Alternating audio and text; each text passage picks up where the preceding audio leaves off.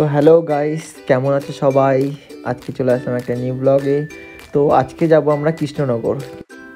তো রেডি হয়ে আমি এখন যাব হচ্ছে চৌমাথায়। তো চৌমাথায় এসে দেখি কেউ আসেনি, আমি বসেই আছি। তখন দেখি অনেকটাই বোরিং ফিল লাগছিলো। তো কিছু করার নেই, বসে থাকতে হবে। তো একটুখানি পর দেখি আমাদের দাদা চলে এসছে, নয়ন দাদা। তারপরে স্কুটি করে আমরা এখন যাব কালিনারায়ণপুর স্টেশন। এই চলে আসলাম কালিনারায়ণপুর স্টেশন। তো এখান থেকে আমরা ধরবো এখন কৃষ্ণনগর লোকাল। তো এখান থেকে ডাইরেক্ট যাবো কৃষ্ণনগরে। তো কৃষ্ণনগর যাওয়ার আগে বাতকুল্লায় অনেকক্ষণ ট্রেনটা দাঁড়িয়েছিল। তো তারপরে কৃষ্ণনগর এসে দেখলাম ভাই কত ভিড়, নেমে যাওয়ার মতো জায়গা নেই আমাদের। তো মেন কৃষ্ণনগরে আসার কারণটা হচ্ছে আমার যে র্যাকেটটা আছে, তো ওটা স্ট্রিং গার্ডিং করাবো। তো চলে এসেছি দোকানে দেখি দাদা 4-5টা লাইন রয়েছে। তো তারপরে আমি বললাম একটু তাড়াতাড়ি করে দিত। তো তারপরে আমার ব্যাগটাই ধরলো ফার্স্টে, এটা হচ্ছে আমার ব্যাগ। তো দাদাকে আমি বলেছিলাম আমার ব্যাগটায় ব্ল্যাক কালার স্ট্রিং লাগাতে। তো স্ট্রিং লাগানোর পর তোমায় দেখাচ্ছি।